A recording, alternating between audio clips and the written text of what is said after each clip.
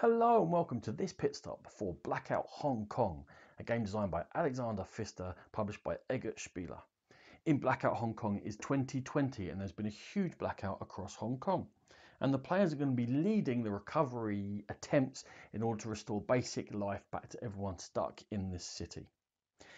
Each round is going to be played over 8 phases. In the first phase, we're going to roll these resource dice, and they're going to get put on this rondel, which represents the 6 basic resources in the game. Now, each of them has to show a different face at the beginning of the round. If they don't, you re-roll them. But the die are weighted. There are 2 food faces on this red one, for example, and none on this yellow one. Once they all show a different face, we're then going to plan our actions. We're going to have a deck of cards. You have access to your whole deck as long as it hasn't been played previously. And each player is going to initially at least put 3 cards face down in these slots. Now once everyone has done that, we're going to move on to phase 2. Everyone's going to turn over their cards and then they can activate them in any order they like. Now there are 2 different types of cards you can activate down here. You've got volunteers and you've got specialists. For the volunteers, they'll show a certain number of squares on here. They are linked to wherever that particular die is at the time, and it will show you how many of that resource you'll collect. Now in this case, for these 2 blue, I'm going to collect 2 gasoline.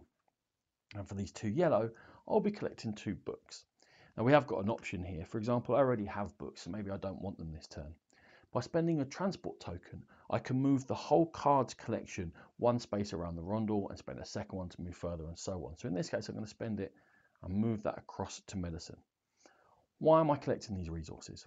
I will have objectives that I'm attempting to complete. And doing the objectives is going to score me points at the end of the game.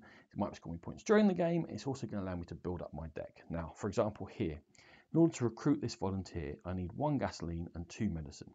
So I spend my 1 gasoline from there and the 2 medicine that I move to get, and I can take this card.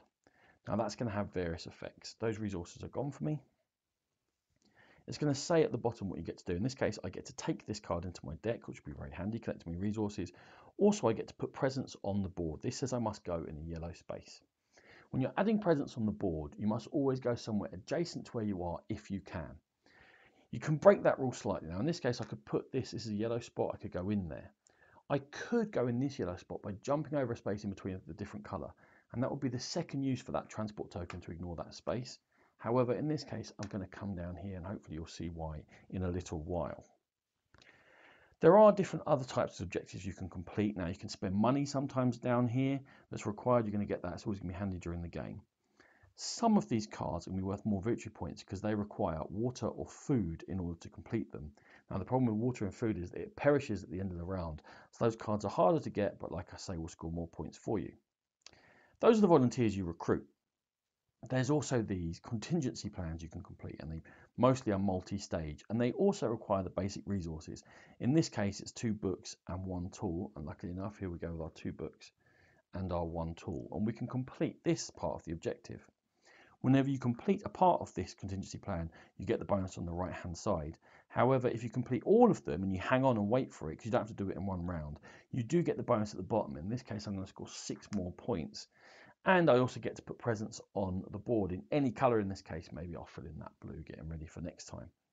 Also, for contingency plans, they come up here and they become check mark actions you may be able to take during phase 8. Everyone also has these other objectives they can complete. You get an emergency plan, which will be multi-stage, and this will require some geographical part to do. In my one, it's to connect from D to D on the board, and then all be A to A, B to B, C to C, etc. You can also get these sort of objectives, and that's to have a column of certain colours in play. Purple, purple, blue, yellow. I've got purple, purple, blue, yellow here. In which case I've collected this and I'll make 5 money for having done so. Now these purple cards I haven't spoken about, they're specialists. They all do different actions in the game. In this case, this mechanic is going to make me money, and if I hand in a tool, it's going to make me even more money, which I'll use to build up my deck later on. There are 2 other power restoration ones, they're called, and they'll give you permanent bonuses and 10 points each. This top one here, if you complete it, will allow you to refresh your hand more often, taking these check mark actions more often. And this bottom one down here, when you complete it, will also score you 10 points and will open up your 4th slot, allowing you to play 4 planning cards on each turn. Once everyone's checked if they've completed their objectives, we move on to phase 4, which is the scouting phase. Now, each area of the city is going to start with 3 scout tiles in there. On the scouting phase, you must choose an area that you are adjacent to with a cube, and you can look at the cubes in there, tiles in there, and you get to choose what you want to do with them. The basic thing would be to take the cheapest one, turn it face down, and try and get 4 scouting in order to take that. How are you going to get scouting? Well, you're going to look at cards in your hand, and most of them have got scouting values on them. So you can form a scouting party. Now, in this case, this one has only got 1, but I'll be able to add to it. For example, I've got a GPS token I've earned from various things in the game. That adds up to 4. I would take this face down, and that's 1 extra scouting value for each scouting mission I go on from now on. However, I could add and make it a 5, which happens to be the minimum level here. I would then take this, add it to my tableau, and get the bonus. In this case, it is 2 medicine. I might want to do that for a couple of reasons. Firstly, one of my emergency plans is to have these particular 2 types of scoutings completed, so that helps me and again earns me more money. Also, at the end of the game, for a variety of different things you've done, you're going to score a few bonus points. However, if you collect the same token as you've already done, you do get the bonus if you pay the total amount, but it flips over. And then that also adds to your scouting, so you can see you can build up to do more difficult scouting missions. Once you have gone on a scouting mission, one of the people that took part needs to go in the hospital. Now, you can leave them there, but that won't score you points at the end of the game. But you do have a doctor in your deck who will never go in the hospital, and they can recover cards from there for you. Once everyone's decided whether to scout or not, we then go on to phase 5, which is for new objectives, and we get a chance to buy new objectives to fill up our board again. The price of each objective is according to how many cards are currently in that row, being 4, 3, or 2 money, respectively. Once the last card in a row is taken, then that row will refill from the deck, and that is the game timer. When that deck runs out, that will be the penultimate round. You always, depending upon player count, put a certain number of cards in reserve, and we start using that deck, and everyone knows they've got 1 round left to complete whatever their plans are.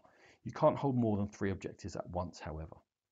We then do a little bit of cleanup. The food and the water is going to perish. Any that you have are going to earn you little bonuses. You may discard an uncompleted objective if you don't think you're going to do it.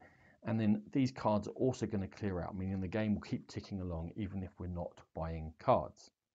The 7th phase is securing districts. Each district on the board is checked, and if one player has got a cube of their own colour in each of the spaces around the district, as we did here, this district has now been secured. We take one of our checkmark things and we put them in there. And everyone who's got presents is going to score a certain number of points according to this chart. The more cubes you have, the more you're going to score.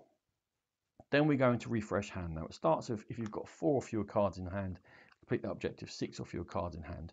You will take all the cards in your column with most cards, and they will come back in your hand ready to be played next turn. Also, if you have done that and have few cards, you get to take all your check mark actions from completing these contingency plans and from securing districts, and they will give you bonuses like a water up here and a medicine down here, or here I can turn 1 gasoline into 2 transport tokens. At the end of the 8th phase of the final round, you're going to check how many points you've scored, and we're going to do a little bit of additional scoring. All of your resources you've got left on the board will all sell for $1 each. You'll then hand in your money with $5 being 1 point. You'll then score according to the different scouting you've done, again according to this chart on here. And the final thing you'll do is all the cards which are still in your hand or have been played to your board but not up here, you're going to add up the points in the top right hand corner of them, add those points to your current score, and whoever scored the most points will be the winner of Blackout Hong Kong. This has been a Game Pit Stop. For more videos like this, check out our YouTube channel. For more in-depth coverage of games, please find the Game Pit podcast. Thank you.